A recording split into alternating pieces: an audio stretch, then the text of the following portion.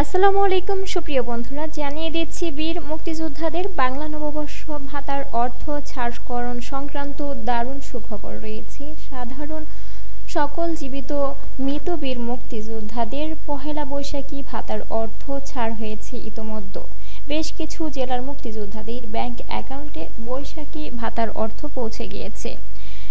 যদিও মুক্তিযুদ্ধ বিষয়ক মন্ত্রণালয়ের ওয়েবসাইটে সাধারণ মুক্তিযোদ্ধা যারা বৈশাখী ভাতা পান অর্থ ছাড়ের কোনো প্রকার নোটিশ প্রকাশিত হয়নি, তবে খুব শীঘ্রই প্রকাশ করা হবে। আরেকটি কথা হচ্ছে, আপনারা অনেকেই জানেন পহেলা বৈশাখী ভাতার অর্থ সারা দেশে একসাথে একযোগে দেওয়া হয় না। ধাপে ধাপে বিভিন্ন জেলার বীর মুক্তিযোদ্ধারা পেয়ে থাকেন পহেলা বৈশাখী ভাতার অর্থ 2000 টাকা করে প্রত্যেক মুক্তিযোদ্ধারা পেয়ে থাকেন। তাই আপনারা ধৈর্য ধরে অপেক্ষা করুন, নববর্ষ ভাতার অর্থ খুব শীঘ্রই পেয়ে যাবেন ইনশাল্লাহ।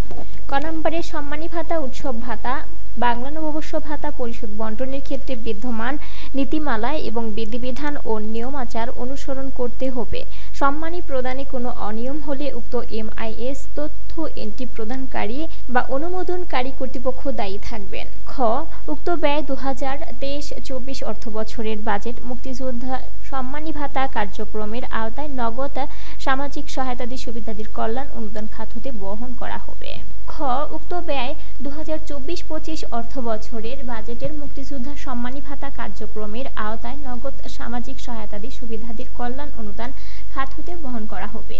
ঘ, উপরোক্ত সংখ্যক ভাতাভোগীর মধ্যে যে সকল জীবিত বীর মুক্তিযোদ্ধা রয়েছেন তারা বাংলা নববর্ষ ভাতা 2000 টাকা হারে প্রাপ্য হবেন।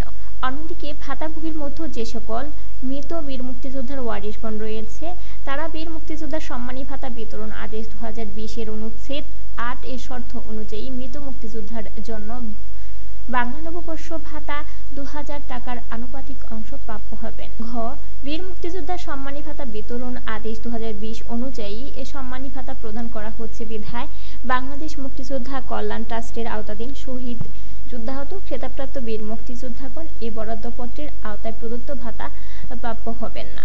এই ছিল মুক্তিযুদ্ধ বিষয়ক বৈশাখী ভাতা সংক্রান্ত আপডেট তথ্য।